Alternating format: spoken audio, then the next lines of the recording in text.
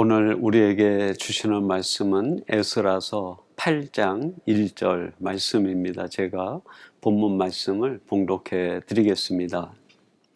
아닥사스다 왕이 왕위에 있을 때에 나와 함께 바벨론에서 올라온 족장들과 그들의 계보는 이러하니라. 아멘. 오늘 주일은 주신 말씀 에스라서 8장 1절 말씀을 갖고 부르심에 응답하는 그리스도인이라는 제목으로 하나님의 말씀을 전하도록 하겠습니다. 주전 605년에 바벨론의 침공을 받은 유다 나라는 힘 한 번 쓰지 못하고 무참하게 패배하고 맙니다. 나라가 무너지고 성전이 파괴되고 백성들은 바벨론의 포로로 끌려가게 됩니다. 그들이 그동안 누리던 일상이 파괴되고 바벨론이라는 세상에 노예가 되어 살아가는 정말 안타까운 현실이 그들 앞에 초래된 것이죠. 그렇게 포로 생활을 경험하는 그들이 70년 동안이나 어려움을 당하게 됩니다. 그 70년 동안 바벨론에 포로 생활하고 있는 유대 백성들의 가장 큰 소망은 무엇이었겠습니까? 그렇습니다. 오직 이전에 예루살렘에서 하나님을 경배하고 하나님을 찬양하고 하나님께 영광을 돌리던 그때가 회복되는 것, 그 행복의 일상이 회복되는 것이 그들이 바라는 가장 큰 바람 아니었겠습니까?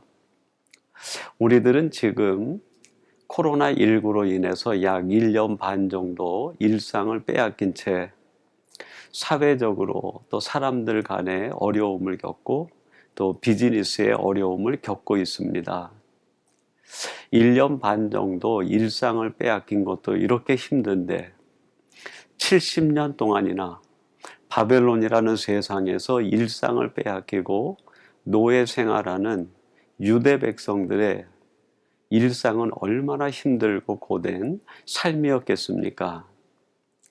그들은 매일 하나님 앞에 그 일상이 회복되기를 기대하고 간구하고 요청한 것 아니었겠습니까?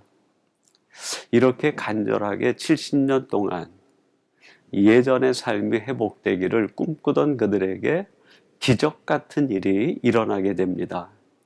그것이 에스라서 1장 2절에 기록이 되어 있는데 이렇게 기록된 말씀입니다. 바사왕 고레스는 말하노니 하늘의 하나님 여호와께서 세상 모든 나라를 내게 주셨고 나에게 명령하사 유다 예루살렘에 성전을 건축하라 하셨나니. 주전 537년에 바사왕 고레스가 바벨론을 침공을 해서 바벨론을 정복하게 됩니다. 그리고 그 바벨론에 끌려와 있었던 이 유다 백성들에게 자유를 선포하고 너희들은 속히 예루살렘으로 올라가 너희 하나님 여호와를 위하여 성전을 건축하라 조소를 내린 겁니다. 정말 기적 같은 사건이 그 바벨론에 70년 동안 억류되어 포로 생활하고 있었던 그들에게 다가온 거예요. 얼마나 감격스러운 일이고 놀라운 사건입니까? 그래서 스룹바벨이라고 하는 지도자를 중심으로 해서 49,897명, 5만 명 조금 못 되는 인원이 1차로 예루살렘으로 귀환하게 됩니다. 이 1차 귀환자들의 마음에 품었던 것은 이런 것입니다. 우리들이 하나님이 기적 같은 역사로 일상을 회복해 주셨으니 성전을 회복하고 성전을 건축하고 하나님이 원하시는 그 신앙, 그 믿음의 삶을 살겠다고 각성하고 다짐한 것 아니겠습니까? 이런 다짐과 각성, 사명과 미션을 가지고 예루살렘에 올라온 1차 귀환자들이 성전 건축을 시작을 했습니다. 그런데 그 시작과 함께 사마리아 사람들의 아주 집요한 방해와 그들의 이 성전 짓는 거를 짓지 못하게 하는 공작에 걸려서 성전 건축이 지연되게 됩니다. 무려 20년 가까이 성전 건축 공사가 중단이 돼버려요. 그러는 사이에 이 1차 포로 귀환자들은 성전을 건축한다는 것은 다 망각해버리고 자신의 집을 단장하고 자신의 일상의 안전을 꾀하는 일에만 매달리게 됩니다. 신앙이 개혁되는 것이 아니라 오히려 신앙은 점점 후퇴되어지는 상태에 빠지게 된 거예요. 그러다가 주전 516년에 다리오 왕의 권면을 받고 성전 건축을 재개해서 1차 귀환자들이 예루살렘에 돌아온 지 21년 만에 성전을 건축하고 봉헌식을 올리게 됩니다. 하나님이 주시는 놀라운 은혜가 이 유다 백성들에게 21년 만에 성전 건축 완공이라고 하는 열매로 맺히게 된 것이죠. 이러면 이 다음부터는 그 예루살렘에 머물러 있는 유대인들의 신앙이 하나님 보시기에 아름다운 신앙으로 변화가 일어나고 개혁돼야 되는 것 아니겠습니까? 그러나 이런 하나님의 기대와는 달리 그 예루살렘에 올라온 유대 백성들이 우상 숭배에 빠지게 되고 이방 여인들과 결혼하고 신앙에 대한 부패와 변질이 일어납니다. 얼마 동안이나요? 거의 59년 동안이나 긴 시간 동안 신앙의 변질과 부패가 일어나요. 그러다가 주전 457년에 아닥사스다 왕의 조소를 받아서 에스라가 2차 귀환자들을 모집해서 예루살렘으로 오게 됩니다. 오늘 본문 내용은 바로 이 2차 귀환자들, 에스라와 함께한 그 사람들의 이야기를 담고 있습니다. 이 아닥사스다 왕이 조소를 내리니까 에스라가 함께 예루살렘으로 올라갈 2차 귀환자들을 모으기 위해서 아화라로 흐르는 강가에 장막을 짓고 사람들을 모았어요. 그것에 대한 말씀이 에스라서 8장 15절에 기록이 되어 있습니다. 제가 한번 여러분에게 봉독해 드리겠습니다. 내가 무리를 아하와로 흐르는 강가에 모으고 거기서 3일 동안 장막에 머물며 백성과 제사장을 살핀즉 그 중에 레위 자손이 한 사람도 없는지라. 이 에스라가 아닥사스다 왕의 조소에 따라 2차 귀환자들을 모집하기 위해서 그 아화 강가에서 사람을 모집하는데 한 1700명 정도 되는 사람들이 모였어요. 근데 그들이 전부 용사들이었습니다. 지금 이 에스라에게 필요한 것은 그동안 예루살렘에 머물러 있는 유대 백성들의 신앙을 개혁하기 위한 정말 하나님 앞에 바른 신앙적 삶을 사는 사람이 필요했던 거예요. 그 마음에는 하나님의 말씀이 가득 차고 그의 인생에 하나님이 주시는 은혜로 충만한 사람, 그리고 언제나 성전을 사모하는 예배의 사람이 절대적으로 필요했던 겁니다. 하나님께서 이럴 때 쓰시기 위해서 일찍이 작정하신 지파가 레위 지파였던 거죠. 레위 지파는 성전에 머물며 그의 마음에는 하나님의 말씀을 품고 그의 삶은 은혜로 충만하여 그는 매 순간 성전에서 예배하는 예배의 사람으로 하나님께 영광을 돌리고 사람들의 변화를 이루고 하나님의 뜻을 이루어가는 데 쓰임받기 위하여 선택된 사람들이었어요.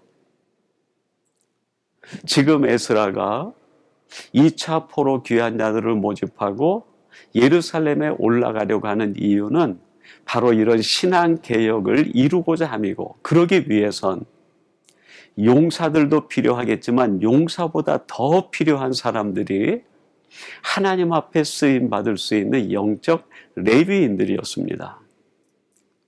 여러분이 용사들은 본질적으로 손에 무기가 들려있는 사람들이에요. 칼이 들려있든지 창이 들려있든지 혈기로 싸우는 사람이죠.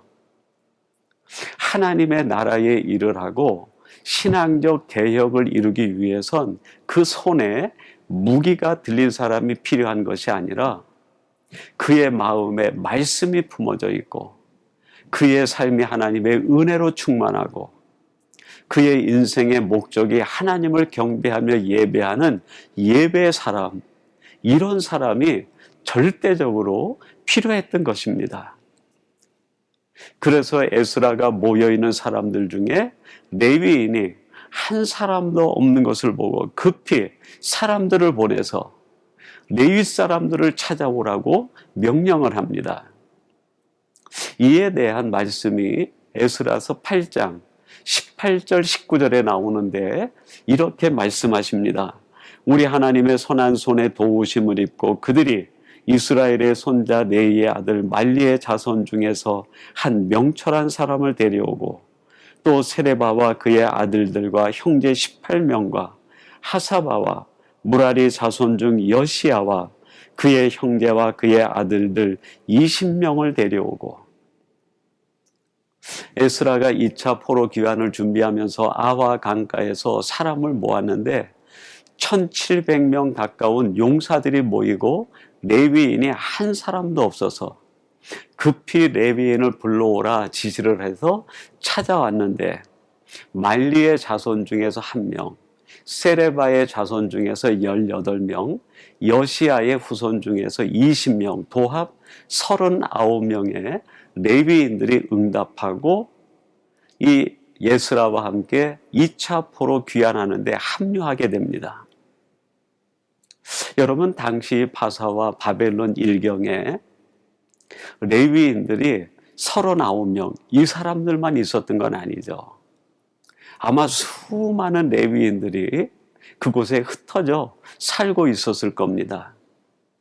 그리고 그들이 에스라가 함께 신앙 개혁을 일으키기 위해서 예루살렘으로 갈 레위인들을 모집한다는 소식을 들었을 거예요. 그 중에 응답한 사람이 바로 이 39명, 아주 소수의 사람이라는 거죠. 여러분, 누가 진정한 하나님의 사람이고 크리스찬이겠습니까? 하나님이 그 시대 그때마다 하나님이 필요해서 부르시는 그 부르심에 응답하는 사람, 그 사람이 진정한 크리스찬이요 하나님의 사람 아니겠습니까? 사랑하는 성도 여러분, 여러분들이 살고 있는 삶의 현장에서 여러분의 영적 귀가 열려 그 시대에 하나님이 꼭 필요한 일에 사용하시기 위해서 여러분을 부르실 때 그 부르심에 응답할 수 있는 진정한 이 시대의 크리스찬 하나님의 사람들이 되시기를 주님의 이름으로 축원합니다. 이렇게 응답한 2차 귀환자들이 모두 1754명이었어요. 이 사람들이 이제 바벨론에서부터 예루살렘까지 먼 길을 떠나게 됩니다. 그들이 떠나는 이 길의 목적은 예루살렘의 신앙 개혁이었어요. 그 땅에 살고 있는 사람들의 삶의 변화가 이들이 먼 길을 떠나는 이유요, 목적이었습니다. 여러분, 우리가 살아가는 인생의 여정이 이와 같지 않습니까? 내가 있는 바벨론이라는 곳에서 하나님이 원하시는 예루살렘 도성까지 이르는 것이 우리의 인생 여정 아닙니까? 이 인생 여정을 우리가 어떤 목적, 어떤 가치를 마음에 품고 살아야 마땅할까요? 그렇습니다. 내가 살아가는 삶의 현장에서 만나는 사람들의 신앙적 변화와 삶의 변화를 이루는 것, 이것이 하나님께서 우리에게 주신 영적 제사장으로서의 부르심의 목적 아니겠습니까? 여러분이 바벨론이라고 하는 그 바벨 이름의 뜻이 혼잡이라는 뜻입니다. 여러분, 우리가 사는 이 세상이 곧 바벨이고 혼란 그 자체 아닙니까? 그 혼란스러운 바벨론에서 길을 떠나는 이들이 마지막 이루려고 하는 것이 예루살렘이었어요. 예루살렘의 뜻이 뭡니까? 평화의 성. 의미를 붙여 얘기한다고 하면 하나님의 도성, 하나님의 나라입니다. 여러분, 무슨 뜻을 우리가 새길 수 있을까요? 그렇습니다. 우리가 이 땅에서 하나님이 원하시는 크리스찬으로 살아간다는 것은 혼란과 혼잡이 가득한 이 세상에서 하나님의 임재와 더불어 이루어지는 평화를 이루는 것, 하나님의 도성, 하나님의 나라를 이루는 것이 우리가 이 땅을 살아갈 때 하나님이 우리에게 주신 미션이고 과제라 할 수 있겠습니다. 오늘 이 말씀을 나누는 사랑하는 성도 여러분, 여러분이 있는 그 삶의 현장이 혼란과 혼잡으로 가득하다 할지라도 그것 때문에 흔들리거나 낙심하거나 절망하지 마시고 오히려 혼잡한 그곳에서 하나님의 평화를 이루고 하나님의 나라를 이루어가는 복된 성도들이 되시기를 주님의 이름으로 축원합니다. 여러분이 바벨론에서 예루살렘까지의 거리는 약 1400km 정도 된다고 합니다. 여러분, 그 길 자체가 멀기도 하지만 얼마나 험난한 길입니까? 그 길 여정에는 짐승의 위적, 도적들의 위험이 있고 사방의 골짜기와 높은 산들과 사망의 황량함이 가득한 곳이 그 여정이었어요. 그러나 이들이 그 혼잡한 세상에서 하나님의 평화와 하나님의 나라와 하나님의 임재가 하는 도성을 이루기 위하여 그 모든 고난을 뚫고 마침내 예루살렘에 이르게 됩니다. 여러분, 우리의 인생 여정 역시 이와 같지 않습니까? 하나님께서 지금 내게 원하시는 평화를 이루고 하나님의 나라와 도성을 이루기 위하여 우리가 가는 길 자체가 쉬운 길이 아닙니다. 때로는 골짜기가 있고 때로는 험난한 산이 있고 사방의 도적의 위험과 살아온 짐승들의 위험, 황량한 사막이 끝없이 펼쳐진 길이에요. 고난의 길이고 십자가의 길입니다. 그러나 하나님의 평화와 하나님의 나라와 의를 이루기 위하여 그 길을 묵묵히 걸어가는 그 사람에게 하나님이 함께 하시고 은혜 위에 은혜를 부어주시는 것 아니겠습니까? 여러분, 이렇게 그 길을 가서 마침내 하나님의 나라와 의를 이루는 그 열매를 바라볼 때 그 마지막 하나님의 영광이 임재하는 놀라운 신앙적 변화와 삶의 변화가 일어나는 것을 볼 때 여러분, 그게 얼마나 큰 감격이고 우리들에게 얼마나 큰 행복이겠습니까? 여러분이 걸어가는 신앙의 길, 삶의 길이 힘들고 어려워도 하나님과 함께 동행하심으로 마지막에 이루어지는 그 영광을 바라보며 낙심하거나 절망하지 않고 이 은혜의 길, 믿음의 길을 끝까지 걸어가시고 완주하시는 우리 복된 성도들이 되시기를 주님의 이름으로 축원합니다. 이렇게 에스라와 함께 먼 길을 떠나서 마침내 예루살렘에 올라와 신앙 개혁 운동과 유대인들의 삶의 변화를 이루어 나갑니다. 이렇게 이루어 나가는 그 사람들에 대하여 하나님이 뭐라고 말씀하시고 칭찬해 주셨을까요? 또 그들에게 하나님이 어떤 말씀으로 위로와 소망을 주셨을까요? 그것이 바로 오늘 우리가 함께 나누고자 하는 에스라서 8장 1절 말씀이에요. 제가 한번 다시 봉독해 드리겠습니다. 아닥사스다 왕이 왕위에 있을 때에 나와 함께 바벨론에서 올라온 족장들과 그들의 계보는 이러하니라. 에스라가 이 8장에 자기와 함께 2차 포로 귀환에서 올라온 이 이 1754명의 명단을 쭉 기록하면서 나와 함께 올라온 사람들의 계보가 이러하다라고 이야기합니다. 여기에 계보라고 하는 것은 개역 성경에선 족보라고도 번역이 됐습니다. 계보, 족보로 번역되는 히브리어, 이 단어는 톨레토트라는 말이에요. 근데 이 톨레토트라고 하는 히브리어는 두 가지의 뜻을 갖고 있습니다. 하나는 역사라는 뜻이 있고 또 한 가지는 기억된 이름이라는 뜻이 있어요. 여러분, 누가 하나님의 역사요, 하나님은 어떤 사람의 이름을 기억하실까요? 그렇습니다. 바벨론이라는 세상, 혼잡과 혼란이 가득한 세상에서 예루살렘의 비전과 꿈을 가지고 하나님의 평화와 의와 하나님의 나라를 이루어가는 그 사람들을 하나님이 잊지 않으신다는 거예요. 여러분, 원래 레위인들은 바벨론에 거하는 사람이 아니라 예루살렘 성전에 거하는 사람으로 하나님이 지명하여 부른 사람들이에요. 지금 이 레위인들이 바벨론을 출발해서 예루살렘에 거하게 됐다는 것은 그들이 있어야 될 자리로 돌아갔다는 걸 의미합니다. 하나님의 부르심에 응답하여 자신의 자리를 회복하고 자신의 자리를 지키고 그 자리로 돌아간 그 사람들이 바로 하나님의 톨레토트라는 거예요.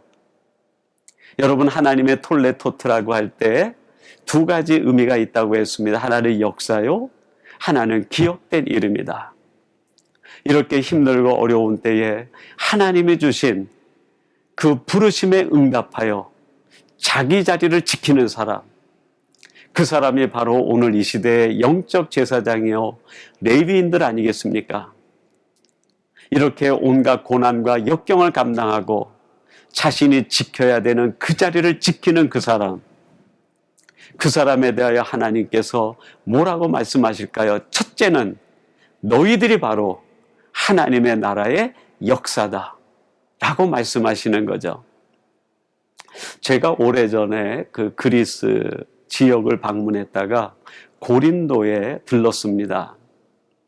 저를 가이드 하시는 분이 고린도의 한 그 황량한 들판에 돌무더기가 가득한 곳에 인도를 하시고 거기에 가신 거예요.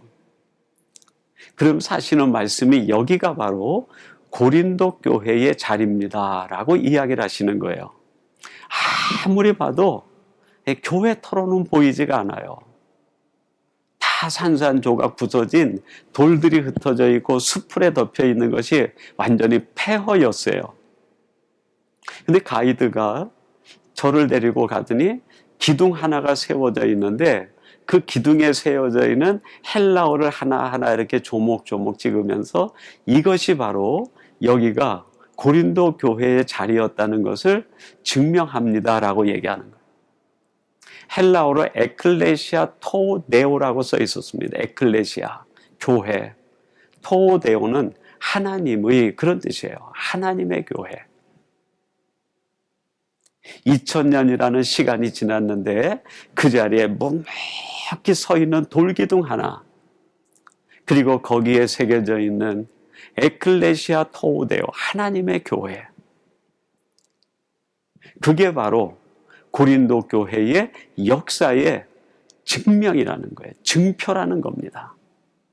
2000년 세월이 지나서 다 무너져도 끝까지 서서 제자리를 지키는 돌기둥 하나, 그게 바로 고린도 교회의 역사라는 거예요. 사랑하는 성도 여러분, 이 땅에는 모든 사람들이 다 산산이 부서지고 흩어진다 하더라도 내 안에 나는 하나님의 사람입니다. 이름을 새기고 하나님이 내게 주신 그 자리에 묵묵히 서서 그 자리를 지킬 때 여러분이 바로 하나님 나라의 역사요, 하나님의 신앙 공동체의 역사가 될 줄로 믿습니다.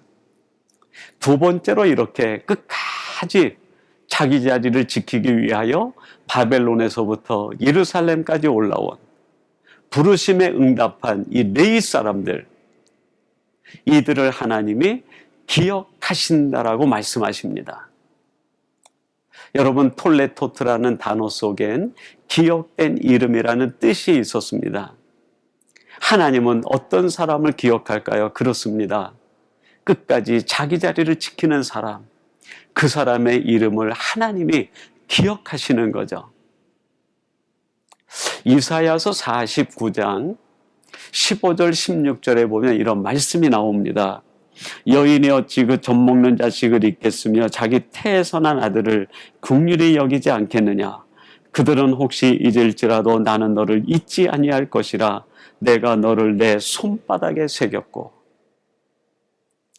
하나님께서 지금 이사야를 통하여 우리들에게 말씀하십니다. 내가 너를 결코 잊지 아니할 것이라. 내가 너를 내 손바닥에 새겼다라고 말씀하세요. 하나님은 누구를 이렇게 하나님의 손바닥에 새기고 잊지 않으시고 기억하실까요? 그렇습니다.